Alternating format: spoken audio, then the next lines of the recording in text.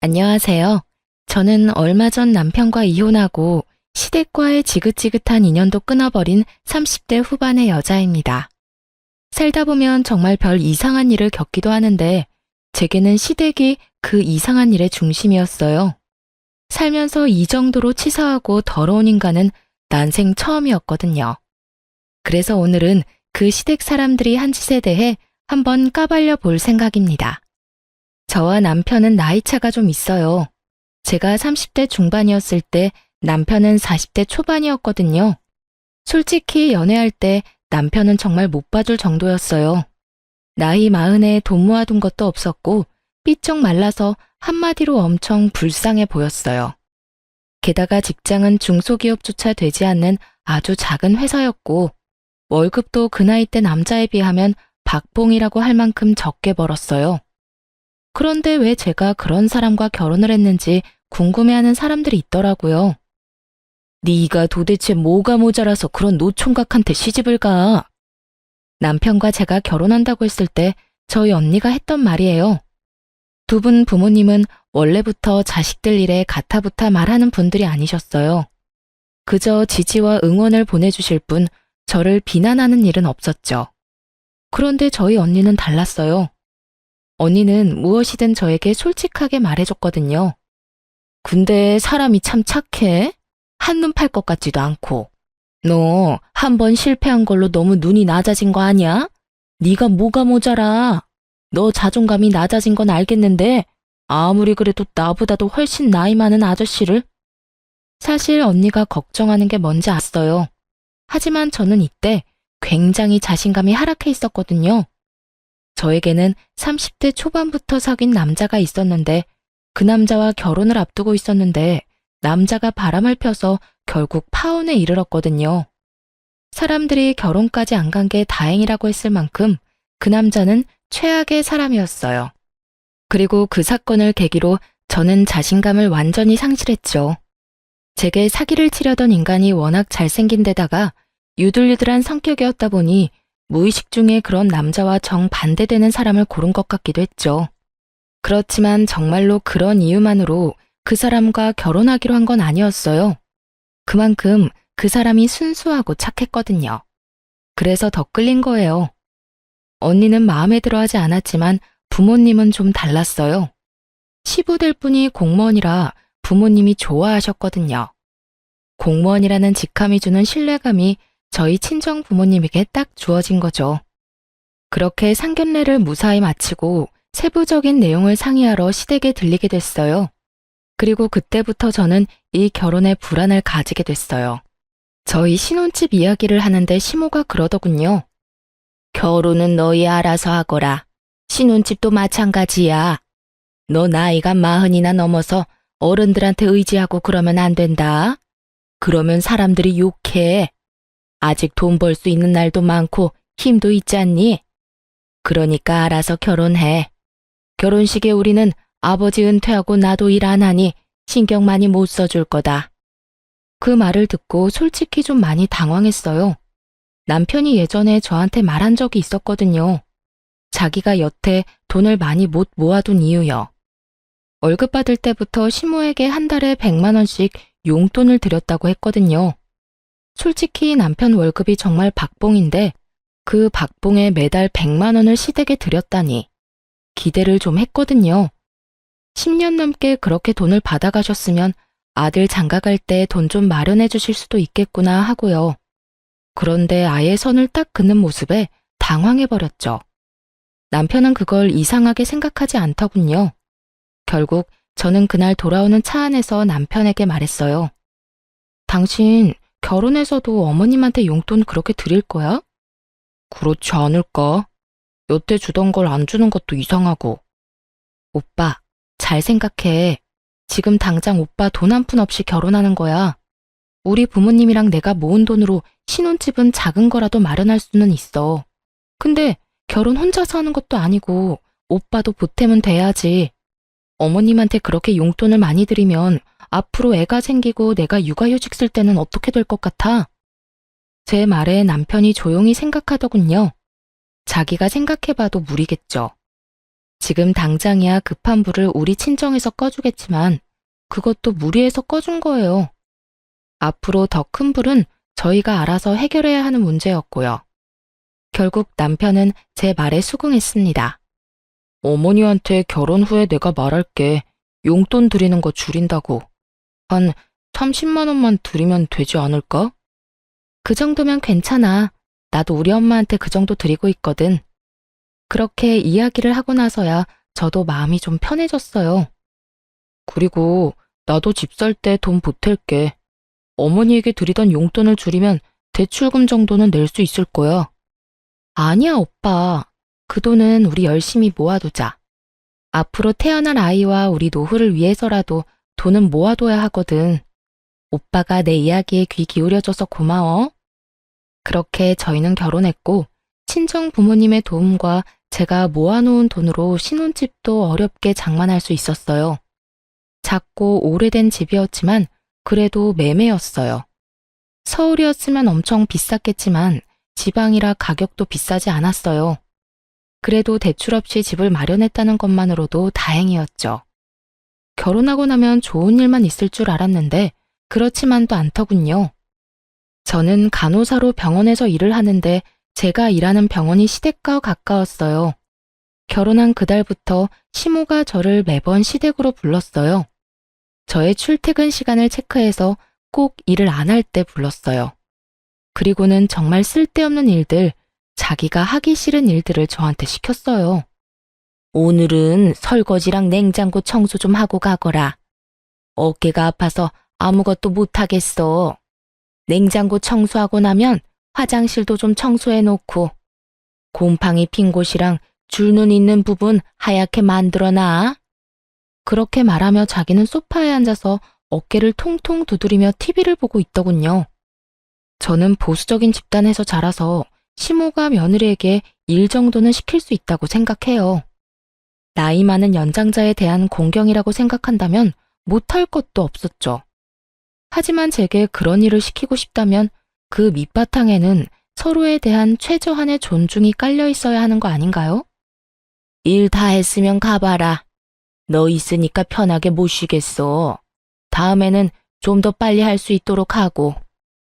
제가 시모의 일을 도와줬다면 수고했다 말 한마디, 따뜻한 눈길 한번, 그거라도 저한테 줬어야 맞는 거죠. 그랬다면 그것만으로도 보람과 뿌듯함을 느꼈을 거예요. 그런데 시모는 마치 당연히 부려야 할 종년을 부린 것처럼 굴더라고요. 그러면서 저한테 한마디 하더군요. 예, 이번 달 월급도 10일에 나오니? 큰일이네. 너 아범한테 내 용돈 좀 더 빨리 달라고 이야기하거라. 이번 달 모임이 10일 전에 잡혀서 그 전에 옷을 사야 하거든. 자주 보는 것도 아닌데 한 번 입었던 옷을 입고 가는 것도 좀 그렇지 않니? 그이한테 물어볼게요. 물어볼 게 뭐 있어? 그냥 그렇게 하라고 하면 하는 거지. 정말 고압적인 자세로 그런 말을 하는 시모를 보며 시모가 저를 그리 반기지 않는다는 걸 알게 됐죠. 그날 저녁 저는 남편에게 시모가 용돈을 빨리 받기를 원한다고 말했고 남편은 이 기회에 용돈을 줄여서 드리겠다고 말하겠다고 했고 저도 함께 시댁에 가기로 했어요. 시댁에 가서 시모에게 봉투를 건넨 남편에게 시모가 의아한 듯 묻더군요. 그냥 계좌로 붙여주면 되지 왜 갑자기 현금을 가져와? 그렇게 이야기하며 봉투를 열어 확인하던 시모가 인상을 팍 찡그리더군요. 너 이건 뭐야? 왜 30만 원밖에 안 들어있어? 나머지 70만 원은 어디 갔니? 어머니, 그 일 때문에 드릴 말씀이 있어요. 저도 이제 결혼했고 아이도 곧 생길 건데 어머니 용돈으로 100만 원씩 드리는 건 좀 무리인 것 같아서요. 이번 달부터는 30만 원만 드릴게요. 너, 이게 무슨 짓이야? 설마 네 짓이니? 네가 우리 아들한테 바람 넣었어? 어머니, 그런 거 아니에요. 솔직히 지금 결혼하면서 마련한 신혼집도 이 사람이랑 장인어른께서 다 도와주신 거잖아요. 결혼할 때 저는 해간 것도 없고요. 지금 많이 저축해야 애가 태어났을 때 조금이라도 더 큰 집으로 이사갈 수 있겠죠. 네가 처갓집에 도움을 받았으면 그건 네가 해결할 일이지. 설마 처갓집에 도움 좀 받았다고 내 용돈 깎아서 사돈한테 돈 주는 거야? 그런 거면 엄마는 용납 못한다. 어머님, 그런 거 아니에요. 오빠가 여태껏 살면서 신세진 게 많아서 용돈을 그렇게 드렸잖아요. 하지만 이제는 분가해서 사는데 이러면 두 집 살림이라 돈이 더 많이 들어요. 당장 저 임신이라도 해서 일 못하게 되면 지금 모아놓은 돈으로 버텨야 하는데 저는 집 사느라 돈 다 썼고 오빠는 모아둔 돈도 한 푼 없어요. 그러니 지금부터라도 부지런히 모아야 아이 낳고 살죠. 그러니까 어머님이 이해 좀 해주세요. 무슨 이해를 해? 네가 뭔데? 우리 아들 월급 가지고 이래라 저래라 하는 거니? 너 결혼했다고 우리 아들 월급까지 네 맘대로 할 수 있다고 생각하는 거 큰 오산이야. 왜 네가 중간에서 난리야? 굴러 들어온 돌이 박힌 돌 뺀다더니 딱 그 꼴이구나. 너 이런 식으로 우리 아들이 나한테 주는 돈 갈취하려고 결혼하자고 한 거니? 결혼할 때부터 이상했지. 다 늙은 노총각하고 30대 중반의 젊은 여자가 왜 결혼을 하겠어? 너 돈 때문에 우리 아들이랑 결혼한 거지? 막말도 이런 막말이 없었습니다. 어떻게 노총각이 돼서 겨우 결혼한 아들 앞에서 그런 소리를 하는지 이해가 안 갔어요. 사람을 돈 보고 결혼하는 여자로 몰아가니 저도 참을 수가 없었어요. 어머님, 돈 보고 결혼했으면 제가 이 사람이랑 결혼을 왜 하겠어요? 지금 돈 쓴 것만 봐도 그래요. 저희 집이랑 제가 다 했지 이 사람이랑 어머님이 뭐라도 해주신 거 있으세요? 결혼할 때 그러셨잖아요. 결혼할 때 도움 같은 거 바랄 생각하지 말라고요. 그래서 저희 쪽에서 다 했는데 지금 무슨 말씀하시는 거예요? 결혼 축의금까지 싹싹 긁어가셨으면서 어머님은 저한테 그런 말 하시면 안 되죠. 얘 말하는 것 좀 봐. 어디 어른한테 두 눈 똑바로 뜨고 큰 소리야? 내가 돈 안 해줬다고 너 지금 나한테 큰 소리 치는 거야? 너희 집에서 집해왔다고 유세 떠는 거냐고. 어머님이 먼저 저를 돈 보고 결혼한 여자 취급하셨잖아요. 그리고 제가 틀린 말 했어요? 그러는 어머님은 이 결혼이 마음에 안 드시는 건가요? 앞으로 생길 손주부터 생각 좀 해주세요. 저는 그렇게 말하고 시댁을 뛰쳐나와 택시를 타고 집으로 왔어요. 집에 있으니 남편이 슬그머니 집으로 들어오더군요. 괜찮아? 엄마가 그런 식으로 말해서 많이 속상했지. 내가 엄마한테 잘 이야기해놨어. 앞으로는 30만 원만 드리기로 이야기 다 됐어. 나도 오빠한테 미안해. 결혼한 지 얼마 안 돼서 이렇게 큰 소리 내고 할 건 아니었는데. 나 지금 몸 상태가 정상이 아니거든. 사실은 내 뱃속에 우리 아이가 있어. 결혼식 직전에 생긴 소중한 아이가 있어서 나도 모르게 흥분한 것 같아. 호르몬 변화 때문에 감정 기복이 좀 생겼거든. 정말? 아이가 생기다니. 그래서 당신이 그렇게 흥분해서 말했구나. 앞으로는 내가 잘할게. 내가 우유부단한 탓에 당신한테 상처 준 것 같아서 미안해. 이런 남편이 있어서 저는 견딜 수 있었어요. 그런데 시모는 포기를 모르는 집념을 가졌더라고요. 용돈을 줄이겠다고 한 그 다음 주에 바로 연락이 왔어요. 아들, 우리 집이 너무 오래되고 크니까 좀 더 작은 곳으로 갈까 싶다. 그런데 늙어서 시골 들어가는 것도 병원 가는 거 힘드니 안 되고 내가 다니던 병원 근처에 가고 싶은데 돈이 좀 모자라네. 네 이름으로 대출 받아서 돈 좀 마련해 봐라. 옆에서 시모 전화를 함께 듣고 있던 제가 한마디 하려는데 남편이 저를 말리더군요. 어머니, 제가 좀 더 안정기가 되면 말씀드리려고 했는데 저희 아이 생겼어요. 그래서 앞으로 돈 쓸 일은 좀 피할 생각이에요. 지금 있는 집 수리할 곳 있으면 말씀하세요. 제가 보고 수리해야 하는 곳은 수리할게요. 그런데 지금 당장 돈 마련하는 건 무리예요. 아이? 너희 아이가 생겼어? 거짓말 아니야. 나한테 돈 주기 싫어서 애 생겼다고 거짓말하는 거 아니냐고. 무슨 그런 걸로 거짓말을 해요. 어머니, 이제 좀 그만하세요. 저는 괜찮은데 와이프 상처받는 건 안 보고 싶어요. 죄송해요. 그렇게 전화를 끊는 남편을 보니 그제야 마음이 놓였어요. 시모의 그런 막무가내 요청도 막을 수 있게 됐잖아요. 그리고 작은 집으로 옮기면서 돈이 더 필요하다는 시모 말은 진짜 듣고만 있어도 어질하더라고요. 사실 시모는 전업주부로 시부가 주는 돈으로 생활했었는데 사치가 좀 있었거든요. 과시욕도 있고 함께 모임하는 사람들 따라가려니 시부 용돈만으로는 버거웠던 모양이었어요. 그러니 아들 용돈으로 10년 동안 사치스럽게 생활한 모양이었죠. 며느리가 생겨서 이제 그런 생활을 청산해야 하는데 쉽지 않으니 이런 식으로 매번 돈을 요구했어요. 집도 비싼 집으로 가려는 이유는 뻔해 보였어요. 지인들에게 자랑하고 싶었던 모양이었어요. 땅값 비싼 곳으로 이사 갔다고 말이죠. 손주가 생기니 결국은 더 이상 돈을 요구하지는 않더군요. 하지만 그 뒤로는 좀 더 치사한 방법으로 저를 괴롭히기 시작했어요. 제게 반감을 가지고 있다고 생각했는데 나중에 그 속내를 확인하고는 소름이 돋았어요. 평범한 사람이라면 상상도 못할 검은 속내가 있더라고요. 저는 결혼과 동시에 임신을 했고 아이를 낳았어요. 딸은 시모의 의심과는 다르게 남편과 무척 똑같이 생겼었어요. 아무도 남편 아들이 아니라고 생각도 못할 정도로 말이죠.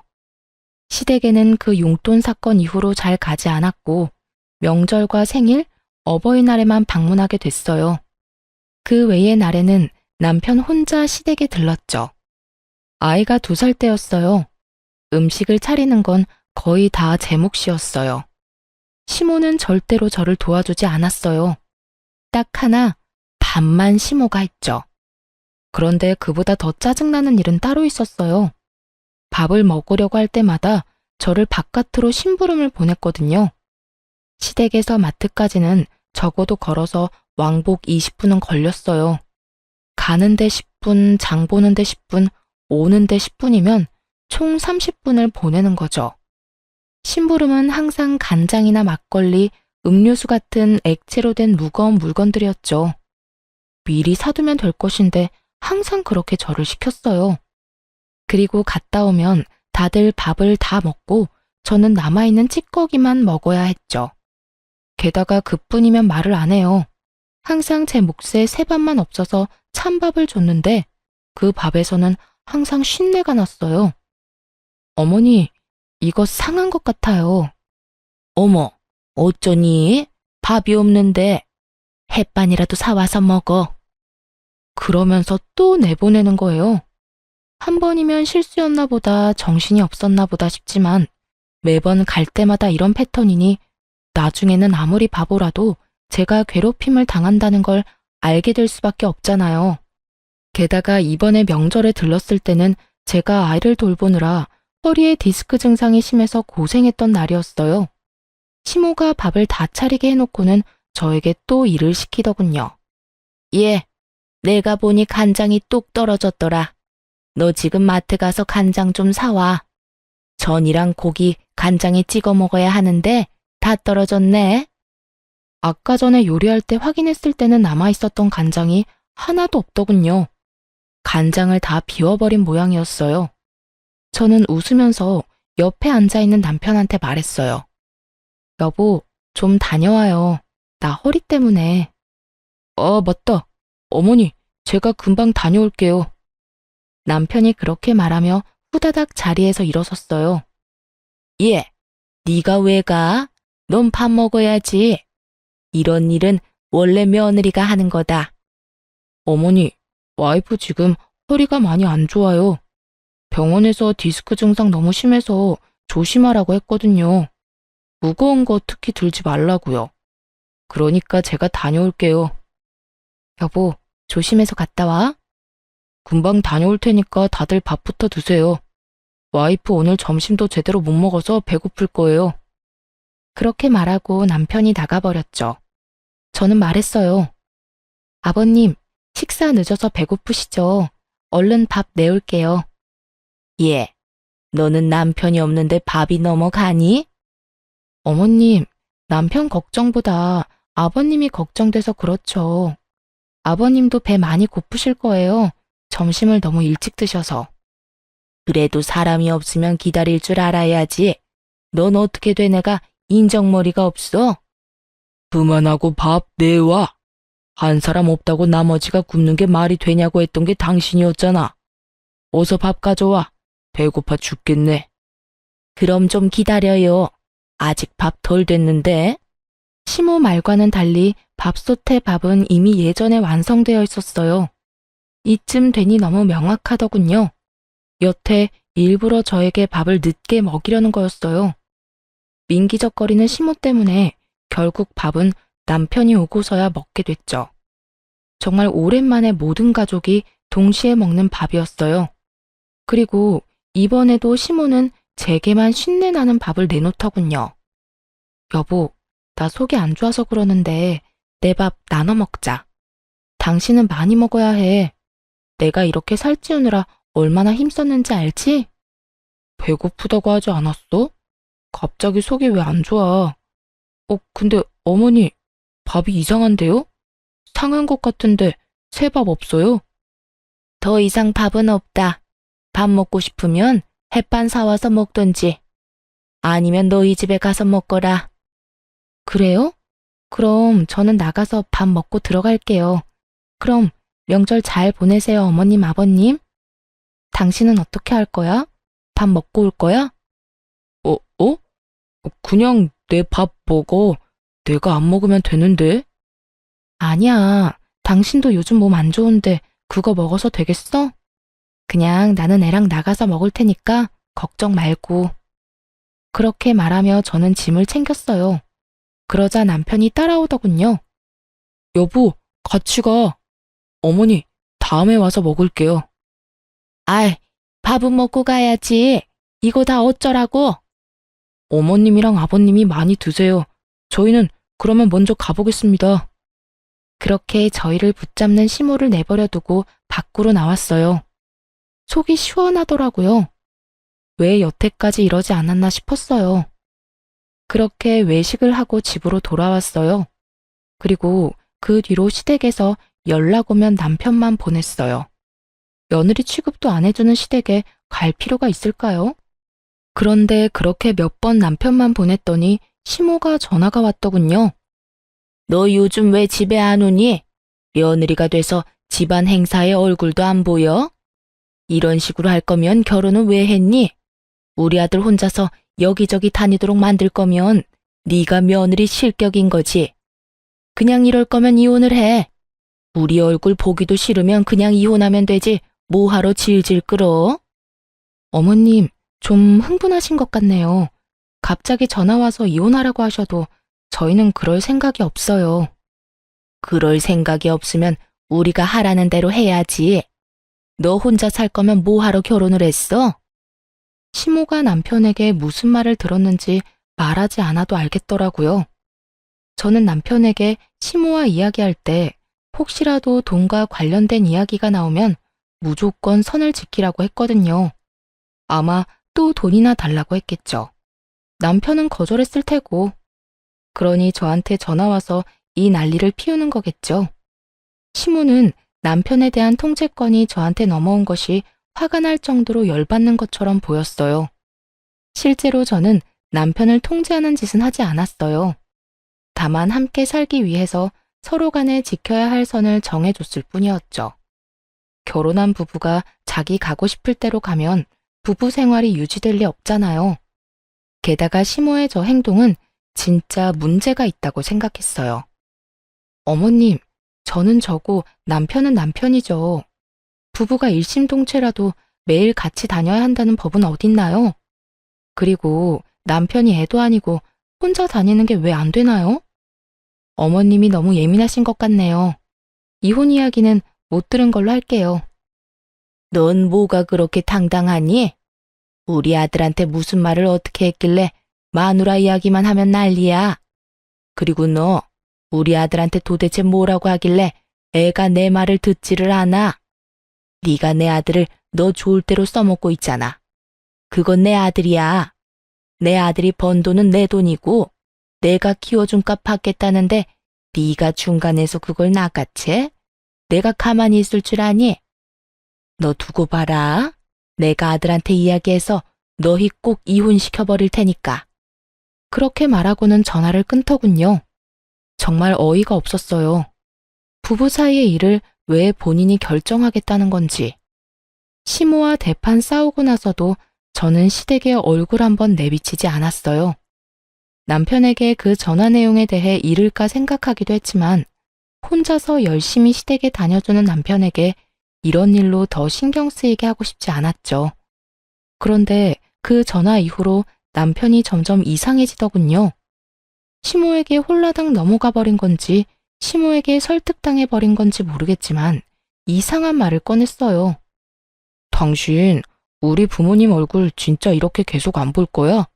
부탁인데 만나서 한 번만이라도 대화를 해봐. 대화? 아버님하고 대화하라면 언제든지 할 수 있어. 그런데 어머님은 아니잖아. 대화 자체가 성립이 안 돼. 이미 나를 싫어하시는 분이야. 만나면 싸움만 하는데 대화도 할 마음이 있는 사람들끼리 하는 거지. 엄마도 당신하고 이야기하고 싶다는데 당신이 좀 굽히고 들어가주면 안 될까? 여태까지 당신이 원하는 대로 해줬으면 이번 한 번 정도는 당신이 양보해줘도 되지 않을까 싶은데. 그러나 저는 반대했어요. 절대로 받아들이고 싶지 않았어요. 이혼을 하라 마라 전화로 요구하는 시모와 대체 무슨 대화를 나눈다는 말이죠? 그런데 저는 그런 시모와 결국 한자리에서 만나게 됐어요. 모든 것이 남편의 그림이었죠. 저녁에 외식을 하자고 그러더라고요. 제가 제일 좋아하는 오리고기 가게를 간다길래 좋아서 남편과 함께 나갔는데 그 자리에 시모가 떡하니 앉아있더군요. 예, 왔니? 오랜만에 보는구나. 잘 지내는 것 같아 보기 좋네. 왜 요새 이렇게 얼굴을 안 비추니? 사람이 확 달라졌더군요. 엄청 부드럽게 말하는 시모를 보며 이 사람은 왜 이런 행동을 하나 경계부터 됐어요. 불과 며칠 전에 이혼하라며 난리친 시모와 대화를 나눴기에 이 변화가 더 수상했죠. 그러니 당연히 말이 곱게 나갈 리가 없었죠. 제가 얼굴을 안 비추는 이유는 어머님이 잘 아실 것 같은데요. 뾰족하게 가시가 돋친 제 말에 갑자기 시모가 얼굴을 손바닥으로 감싸더니 엉엉 울더라고요. 얘야, 미안하다. 내가 시집살이를 시키려고 시킨 건 아니다. 나는 다 너 욕먹지 말라고 그런 거야. 어디 가서 며느리 네가 하고픈 대로 하면 사람들이 배운 거 없다며 욕할 테니까. 그래서 내가 미리 너에게 가르쳐 준다는 것이 너를 오해하게 만들었어. 미안하다. 지금 왜 우세요? 정말 할 말이 이거 말고는 나오지 않았어요. 이 사람이 왜 이러나 싶었다니까요. 네가 화난 것도 알겠는데 도대체 내가 뭘 그렇게 잘못했니? 나는 다 너 잘되라고 한 거야. 그러니까 오해 풀고 다시 우리 집에도 들리고 우리 아들이랑 같이 잔치에도 나오고 그래. 네가 화났다고 해서 우리 아들에게까지 피해를 주는 건 아니잖니. 게다가 요즘에는 나도 며느리한테 버림받았냐며 사람들 입방아에 오르내리는 상황이라 어디 나가기도 무섭고. 다 내가 잘못했다. 그러니까 제발 용서해주면 안 되겠니? 완전 불쌍한 척 쇼를 하고 계시더라고요. 왜 울어요? 울고 싶은 건 저였는데. 그리고 자기가 뭘 잘못했냐니 전화로 이혼하라며 난리치던 건 잘못이 아닌가요? 제가 당황해서 입만 벌리고 있는데 남편이 그러더군요. 여보, 우리 엄마가 사과하잖아. 그러니까 이제 그만 사이좋게 지내줘. 중간에서 고생하는 날 생각해서라도. 게다가 어머니가 이렇게 울면서 사과하실 정도면 정말로 당신이랑 잘해보고 싶어서 그런 거야. 나는 지금 이 상황 자체가 이해가 안 돼. 어머님이 왜 울면서 나한테 사과를 하셔? 불과 며칠 전에 전화 와서 당신이랑 이혼하라고 하셨어. 게다가 당신도 알다시피 상한 밥, 그거 당신은 그날 처음으로 받겠지만 나는 결혼 후 내내 그 상한 밥이 나왔다고. 그것뿐인 줄 알아? 결혼 직후에는 식모처럼 시댁에 불러서 일 시켰잖아. 나더러 지금 그런 상황에 잘해보라고? 나는 어머님의 사과가 진짜라는 생각이 안 드는데. 그런 것들 다 통틀어서 미안하다고 먼저 사과하시는 거잖아. 당신 이렇게 속이 좁은 사람이었어? 어른이 먼저 사과하면 받아줘야 하는 게 당연한 일이잖아. 앞으로 그런 일 없겠다고 말씀까지 하셨고. 그러니까 그게 진짜로 사과한 게 아닌 것 같다고. 불과 며칠 전에 나한테 연락 와서 아들이랑 헤어지라고 하신 분이 어머님이야. 그런데 지금 며칠 지났다고 나한테 사과를 하셔? 당신은 그게 이해가 돼? 그렇게 죽일련 살릴련 난리를 피우더니 갑자기 왜? 남편의 어이없는 말에 대꾸를 하며 흙이 시모를 훔쳐보던 제 눈에 정말 경악스러운 모습이 비춰졌어요. 시모가 우리 두 사람의 싸움을 구경하며 싱긋 웃고 있더라고요. 순간 온몸에 소름이 쫙 돋는 거 있죠? 우리 싸우게 하려고 이랬나 싶었어요. 그때 시모가 끼어들었어요. 그만들 해라. 나 때문에 너희들끼리 싸우지 말어. 아들아, 나는 할 만큼 다 했다고 생각한다. 네가 며느리랑 사이좋게 지내라고 해서 사과까지 했어. 내가 뭘 잘못했는지는 모르겠지만 그런 일들이 실수라고 말한들 네 처한테 먹히지도 않겠지. 네가 며느리와 헤어진다고 해도 나는 안 말린다. 어른인 내가 먼저 사과까지 했는데 그 사과마저도 안 받아들인 사람이야. 그런 사람을 집에 데려다 놓는 거 반대다. 그러니 앞으로는 너도 우리 집에 오지 말거라. 어머니, 갑자기 그게 무슨 말씀이세요? 저랑 연을 끊으시겠다는 말이에요? 그래, 네 처가 이렇게 협조가 안 되면 우리가 연을 끊는 게 맞는 거지. 시모는 교묘하게 남편을 선동하기 시작했어요. 양자택일이었죠. 와이프냐 부모냐 고르라는 거였어요. 남편이 중간에서 갈팡질팡 하더군요. 저는 그 갈팡질팡에 더 배신감이 느껴졌어요. 어머니, 저는 영 끊을 생각 없어요. 우리도 너와 영 끊을 생각은 없었어. 그런데 네 마누라를 봐라. 아주 완고하잖니? 고집이라는 고집은 있는 대로 부리고 어른들이 머리를 낮추고 들어가도 빳빳하게 고개 들고 나한테 따지는 거 못 봤니? 나는 그런 여자는 며느리로 두고 싶지 않다. 내가 자존심 다 내려놓고 사과하면 뭐하니? 받아줄 생각이 없는데. 당신 진짜 우리 엄마랑 화해 안 할 거야? 엄마가 이렇게까지 말하는데 도대체 뭘 더 바래? 와, 당신이 이렇게까지 이기적인 사람인지 몰랐어. 나랑 우리 엄마가 이렇게 고개 숙이고 들어갔으면 받아주는 척이라도 해야 하는 거 아니야? 그리고 막말로 시댁 어른이잖아. 어떻게 너는 네 생각만 해? 네가 힘들다고 나랑 부모님 관계 다 망쳐놓는 게 말이 되는 일이야? 아들, 됐다. 더 이상 설득하려 하지 마. 이해가 안 되는 사람들은 평생 이해를 못해. 내가 이것 하나만 확실히 말하마. 재산 분할은 확실하게 해라. 돈 문제는 확실하게 해야 뒤탈이 없어. 너희가 이혼을 하든 뭘 하든 상관은 없는데 이 엄마는 네가 재가를 해도 더 좋은 여자를 만날 수 있을 거라고 확신해. 아예 이혼을 하라고 등을 떠밀고 있더군요. 결국 식사도 제대로 못하고 집으로 돌아온 저는 남편에게 말했어요. 진짜 나랑 헤어질 거야?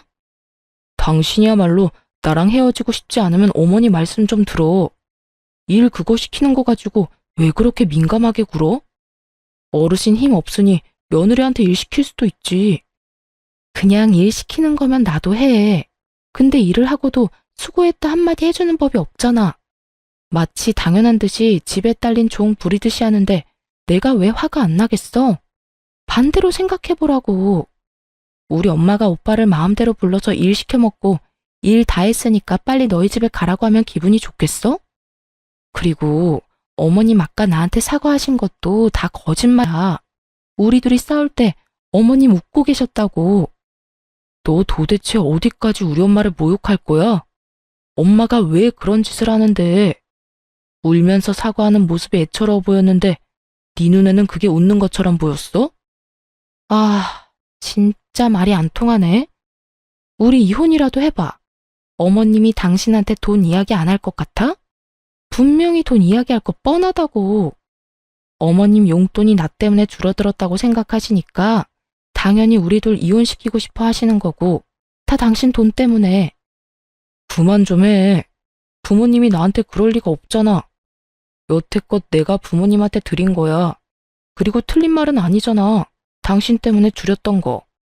그래서 내가 어머님한테 주는 용돈 적게 주라고 했다고 지금 나한테 화내는 거야? 그러면 적게 주자고 했을 때 차라리 화를 냈었어야지. 당신도 거기 수긍했으면서 왜 이제 와서 사람 뒤통수를 때리는 건데? 됐다 됐어. 그냥 헤어지자. 이혼해. 나는 내 말 믿지 않으려는 사람하고 더 이상 같이 살기 싫어. 진짜 이렇게까지 해야겠어? 좀 굽히고 들어가라고. 싫다고. 어머님 저러는 거 당신에 대한 통제권을 나한테 뺏겠다고 생각해서 그런 건데 게다가 울면서 사과하는 사람이 뒤에서 웃고 있으면 그게 진심일 리가 없잖아. 당신하고는 말 안 통하니까 그냥 이혼해. 나도 이딴 식으로 매번 부딪히기 싫으니까.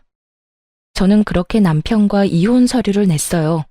결국 남편에 대한 통제권은 시모에게 넘어갔고 저와 남편은 이혼 소송을 진행했어요. 서로 변호사 선임한 직후 저는 남편에게 시모와의 마지막 통화 내용을 보내줬어요. 저도 예전에 자동 녹음 기능을 켜놨던 건데 그게 켜져 있어서인지 시모와의 대화가 자동으로 녹음이 됐더라고요. 그 통화 내용이 남편에게 어떤 식으로 작용했는지 모르겠지만 통화 내용을 보내고 나서 며칠 뒤에 남편이 잠깐 만나자고 하더군요. 이혼 때문에 할 이야기가 있다고요. 저는 만날 생각 없었지만 남편이 제가 일하는 병원 앞으로 찾아와서 기다리고 있더라고요. 결국 남편과 대화를 하게 됐는데 살이 엄청 빠졌더라고요. 고작 몇 주 만에 말이죠. 무슨 일로 보자고 한 거야? 난 할 말 없어. 이야기는 변호사 통해서 하면 되잖아. 여보, 이혼은 없던 일로 하면 안 될까? 당신이 그때 그랬지. 어머니가 내 돈 때문에 이혼하라고 하는 것 같다고 말이야. 정말로 그런 것 같아서 그래. 어머니한테 당신이 이혼하자고 했다고 하니까 갑자기 웃으시면서 잘 됐다고 하시더니 용돈부터 100만 원으로 다시 올려달라더라. 난 잘못 들은 건 줄 알았어. 당신 말대로 돈 이야기부터 할 줄은 정말 상상도 못해서. 남편은 경황이 없는 목소리로 제게 하소연하듯 말하더군요. 그래서? 그래서라니, 당신 말이 다 맞았으니까 내가 잘못했다고. 그러니까 우리 이혼 없던 걸로 해줘. 내가 알던 어머니가 아니었어. 그러니까 당신이 맞았던 거지. 그 전화 내용도 확인해보니까 다 사실이었고 어머니가 그때 나한테 한 말이 더 소름 끼쳤어. 다음에는 용돈 많이 주는 돈 많이 버는 며느리 찾으라고. 그러면서 어머니 덕분에 이혼하는 거니까 위자료나 재산 분할 받으면 반은 내놓으라고 하시는데 그리고 집이 허름하니 우선 나더러 대출받아서 집부터 옮겨서 같이 살자고 하더라고. 같이 살면서 또 얼마나 뜯어가시려는지 그 말 듣는데 내가 진짜 헛다리 짚었다는 생각밖에 안 들더라. 남편이 초췌해진 얼굴을 쓸어내리며 말하더군요. 빌빌거리며 다 죽어가는 인간 인공호흡기 꽂아줬더니 제 손으로 인공호흡기 빼고는 다시 삐쩍 말라가다가 이제야 정신을 차린 모양이었어요. 참 웃긴 게 그렇게 시모가 남편 돈을 원하는 거였다고 말해줘도 그때는 들은 척도 안 하더니 직접 귀로 들으니 또 달랐나 봐요. 내가 몇 번이나 이야기했을 때는 믿지도 않았으면서 이제야 정신이 들었어? 근데 어쩌나? 나는 이미 당신한테 정 떨어진 지 오래됐는데? 결혼이라는 건 신뢰를 바탕으로 이뤄지는 건데 당신은 그걸 깼어. 나를 의심하기 시작한 순간부터 당신이랑 내 사이는 깨진 거라고. 그리고 그건 다시 못 붙여. 당신 어머니가 그 사람인 이상 우리는 또 깨질 거니까. 그러니까 내가 어머니와 연락 끊을게. 진짜로. 이번에는 당신 말 제대로 들을 테니까 제발 부탁이야. 난 당신 받아줄 생각도 없고 다시 만나고 싶은 마음도 없어. 당신이 나한테 준 게 얼마나 큰 배신이었는지 당신은 모르지? 그리고 나는 한 번 배신한 놈은 다시 배신할 가능성이 높다고 생각해. 그러니까 여기서 깔끔하게 끝내는 게 맞는 것 같아. 앞으로 이런 일로 연락하지 마. 그리고 당신이 당신 엄마랑 연을 끊든 말든 이제 와서 나랑 무슨 상관이야? 이 이혼은 당신 선택으로 결정된 건데 진짜 진짜 웃기다. 어머니 탓하면 마음이 좀 시원하니? 어머님이 잘못한 건 누가 봐도 당연한 건데 그런 어머니한테 홀라당 넘어간 너한테는 잘못이 없다고 생각하나 봐. 그런데 네가 제일 나빠. 믿을 것처럼 해놓고 결국에는 배신하는 인간. 그렇게 남편 놈에게 일침을 하고 돌아섰죠. 그렇게 저희는 이혼을 했어요. 결혼 기간이 길지 않아 결국 제 명의의 집은 제 것이 되었고 아이도 제가 키우게 됐어요.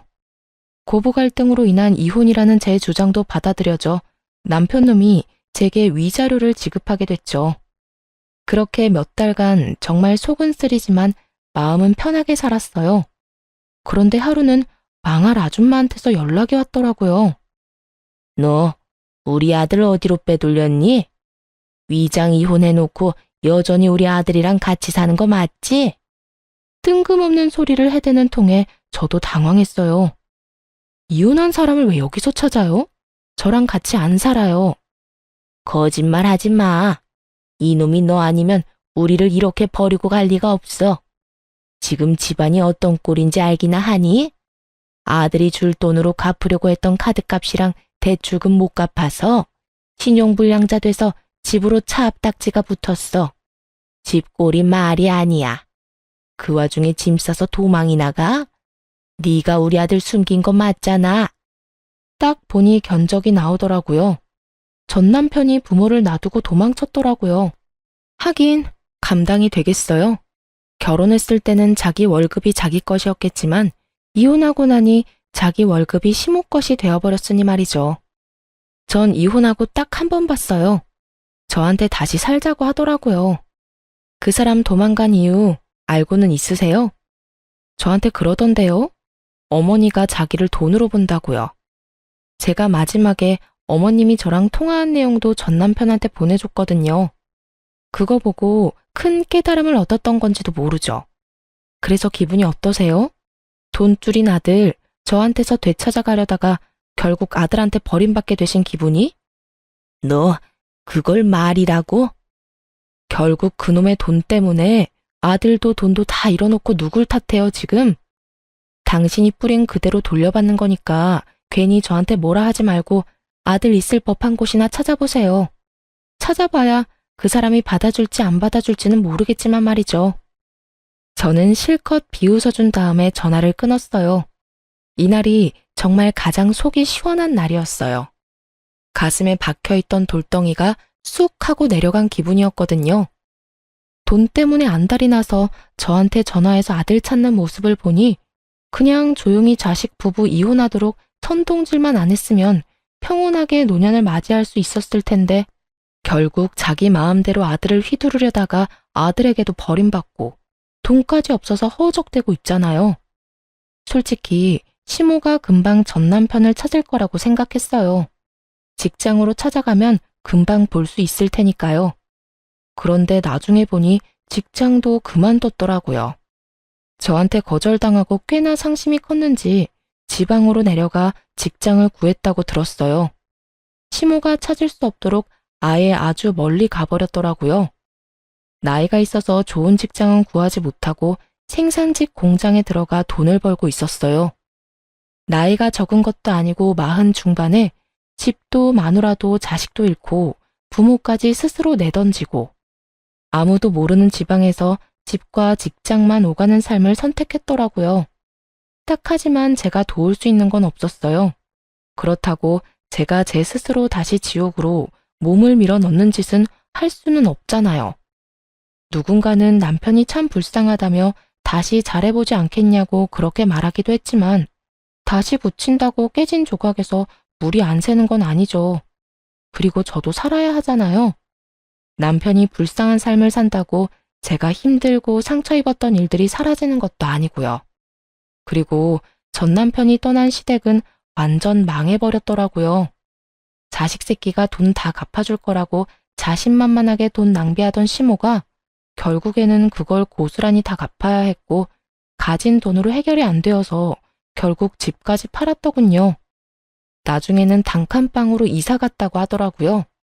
거기 들어가서는 시모보다 7살이나 많은 시부가 병을 얻는 바람에 요양원까지 보내야 했고요. 자식이 사라졌으니 보호자도 없이 시모가 직접 보살피겠죠. 그 지경이 될 때까지 참 어떻게 그렇게 펑펑 돈을 썼는지.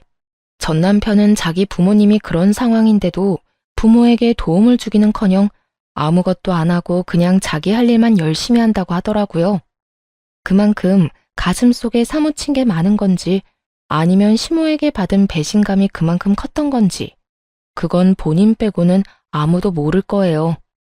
저는 남자에게 크게 당한 게 벌써 2번째라 이제는 연애나 결혼은 아주 넌덜머리가 나요.